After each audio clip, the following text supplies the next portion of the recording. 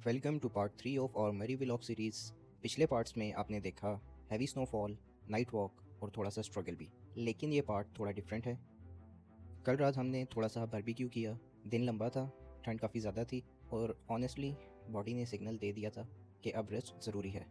दिन के बाद कोई लेट नाइट प्लानिंग नहीं, बस थोड़ी सी बातें और फिर हम सो गए। कभी कभी ट्रैवल में सबसे स्मार्ट मूव होता है बैटरी सेव मोड।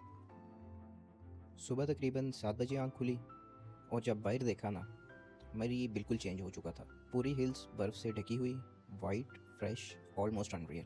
कल रात अंधेरा था इसलिए कुछ खास शॉट्स नहीं बना पाया, लेकिन सुबह ने वो कमी पूरी कर दी।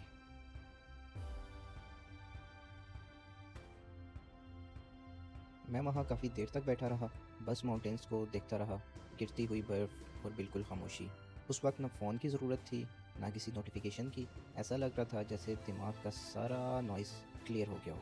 अल्लाह पाक की क्रिएशन को देखकर बस यही फील होता है, हम कितनी छोटी छोटी सी बातों पर टेंशन ले लेते हैं। और फिर स्नोफॉल दोबारा स्टार्ट होगी। मैंने सोचा कि मोमेंट को प्रॉपर कैप्चर करना चाहिए। साथ ही ये भी समझ आ गया कि अब रिटर्न का प्लान बनाना होगा, क्योंकि माउंटेन्स तो ब्यूटीफुल होते ही हैं, लेकिन उनका मूड कब चेंज हो जाए कोई गारंटी नहीं होती। ब्रेकफास्ट के बाद हमने सामान पैक किया और फिर हाइक स्टार्ट की, वापस उस रोड की तरफ जहाँ पर कार पार्क थी। रास्ता स्लिपरी था, ठंड भी थी, लेकिन मूड काम था, जैसे लाइफ थोड़ी देर के लिए मैनुअल मोड में चल रही हो। हर स्टेप सोच समझ कर, क्योंकि यहाँ हरी का कोई ऑप्शन नहीं होता। A few moments later. अच्छा व्यूअर्स, हमारी मोस्ट प्रोबेबिलिटी थी कि आज हम यहीं पे स्टे करें, काफ़ी चांसेस थे, बट यहाँ पे ना रात से लाइट नहीं है। और लाइट ना होने का रूट कॉज ये था कि ये मेन बिजली की तार है, इसके ऊपर ये रात को बर्फ जमती रही है, and due to the weight ये तार from all the way from that point, वो आपको शायद यहाँ पे नज़र आए खंबा, वहाँ से ये टूट चुकी है और इस तार से साइड भी हो जाए। और इस टाइम आपको बादलों के गरजने की आवाज़ भी आ रही होगी। हैवी स्नोफॉल शुरू है इस टाइम पे।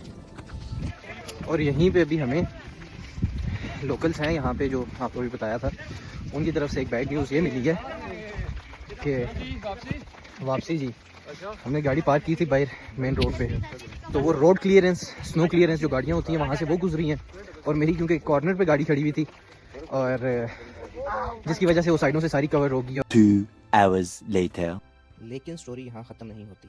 अभी हम रोड तक पहुँचे भी नहीं थे कि वहाँ एक और सीन हमारा वेट कर रहा था, जो कि बिल्कुल अनएक्सपेक्टेड था। क्या कार सेफ थी, रोड ओपन थी या नहीं, और स्नोफॉल ने क्या सरप्राइज़ दिया।